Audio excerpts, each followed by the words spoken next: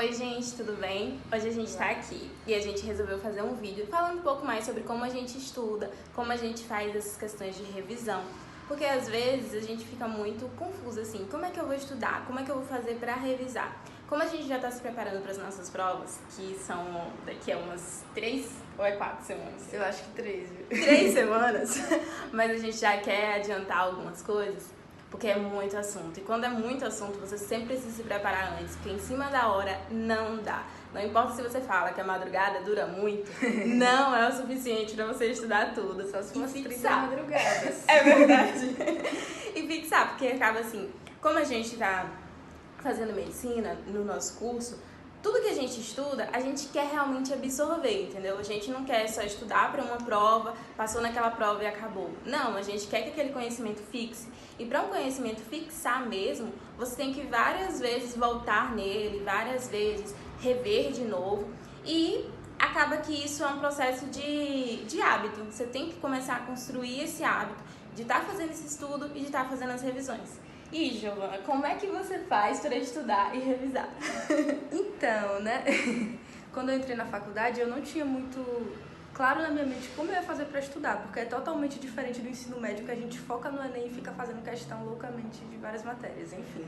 Aí eu fui perguntar para os meus pais como eles estudavam na faculdade. Eles me deram uma dica que eu uso até hoje.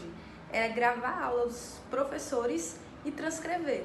Porque tem alguns professores que copiam exatamente idêntico o que eles falam na aula, mas não, essa técnica não dá para todos, porque tem uns que falam e cobram totalmente diferente. Enfim, mas é porque assim, como a Giovana falou, tem professores que eles exigem muito mais daquilo que eles cobram. Porque é aquela questão também do PBL, que você tem que estudar além daquilo que você está vendo dentro de sala de aula.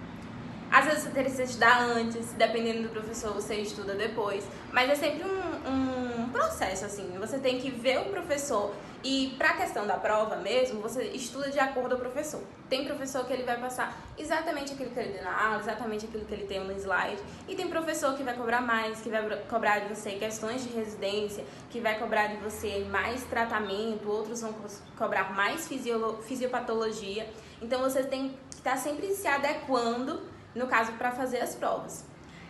Sabe o que eu queria saber, Giovana? Que você contasse pro pessoal, como é que você faz assim? Você transcreve tudo. E pra sua revisão?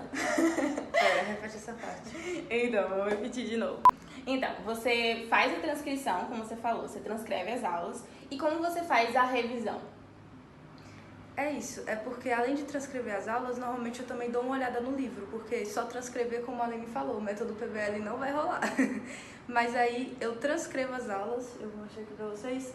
Eu tenho esses cadernos aqui, cada um é de um semestre. Eu normalmente gasto 2 cadernos por semestre, porque eu sou muito de escrever. Aí eu transcrevo as aulas no caderno e depois de Meu Deus, eu tô com afasia. Pera. De transcrever? Eu transcrevo as aulas no caderno e depois de transcrever, eu resumo a transcrição em uma folha. A matéria inteira do conteúdo que será abordado na prova, eu coloco ele condensado em uma folha. Porque isso me faz ter uma visão tipo, meio que ampla de todo o conteúdo e fixa melhor na minha cabeça. Aí, às vezes, até quando eu vou pro próximo módulo, eu retorno pro resumo que eu fiz e me faz lembrar de tudo, de uma forma bem resumida. Eu acho maravilhoso, porque essa é uma técnica da Giovana. Depois eu vou até colocar aqui pra vocês verem como é o resuminho dela, É assim, bem de uma feio. página. É bem feio. Mas não é sobre estética, as pessoas também têm que entender isso. Hoje a gente tem muito essa questão de, precisa ter o resumo perfeito, aquele resumo de 2 colunas, aquele resumo com aqueles letterings maravilhosos, que eu não sei fazer, a Giovana também não sabe. A melhor entre nós que sabe fazer esse tipo de método é a Renata, que ela faz um lettering lindo, que tudo da Renata sai lindíssimo. Mas, assim, você tem que fazer aquilo que é eficiente pra você. Às vezes, a pessoa fala, não, eu queria aquele resumo lindo e perfeito, e perde muito tempo tentando fazer a perfeição. E não precisa disso. Você só precisa daquele resumo que ele vai ser eficiente pra você. No caso da Giovana, o que eu acho maravilhoso, ela realmente consegue botar tudo em uma folha, em umas letrinhas, sabe? Os esqueminhas, os mapinhas mentais, tudo, sim. Cada blocozinho é incrível. Eu não consigo.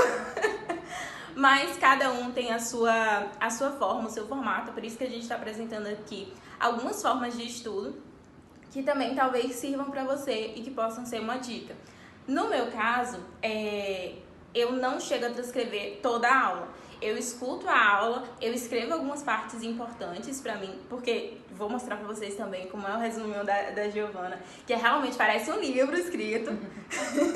O que eu não consigo não é meu método, mas também é uma coisa que funciona. Às vezes eu tenho que recorrer pros resumos da Giovana, que eu esqueci de alguma parte. E isso também é legal se você tiver amigos que possam estar compartilhando o resumo com você e você consegue fazer isso de uma forma mais eficiente. Bom, como eu tava falando, no meu caso, eu não faço toda a transcrição, eu escrevo os pontos mais importantes, bem em fichamento, sabe? Pontuando mesmo.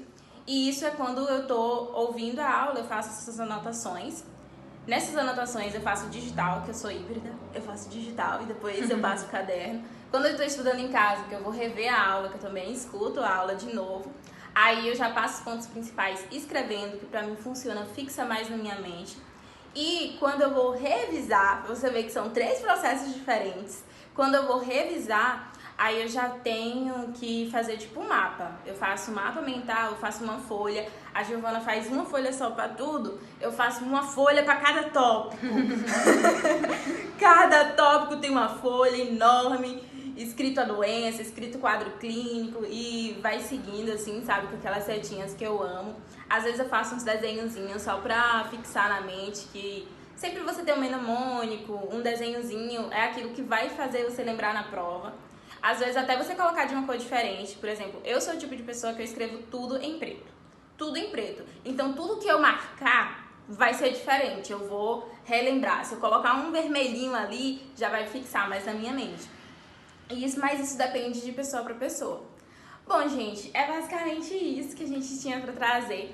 A gente trouxe para vocês um pouco sobre como é nosso processo de estudo e como a gente faz para revisar antes das provas. Como eu falei, a gente sempre tenta, principalmente quando os módulos são longos, os semestres são muito longos, a gente sempre tenta dar umas revisadas nos meios, porque aí a gente consegue revisar o assunto anterior e já se preparar para o próximo e não fica muito assunto acumulado. Porque o perigo de você acumular muito assunto é que você não vai dar conta. Não dá. Não vai dar conta, vai deixar passar. Aí quando você vê no próximo semestre, você tá, tipo assim, você encontra aquele mesmo problema, você encontra aquele mesmo conteúdo e você fala, nossa, já estudei esse conteúdo antes, mas eu não lembro nada, eu não consegui fixar. Porque realmente não... Você tenta acessar ali aquela folha em branco que tá em branco e você não lembra de nada. Você não revisar. Por isso é importante a gente estar sempre revisando. Enfim, é isso. Muito obrigada por ter assistido até aqui. Se inscreva no canal, curta, compartilhe com outras pessoas, porque a gente está sempre aqui tentando trazer novos conteúdos para vocês e mais informações, assim como está sendo esse nosso cotidiano nessa vida acadêmica que não é fácil.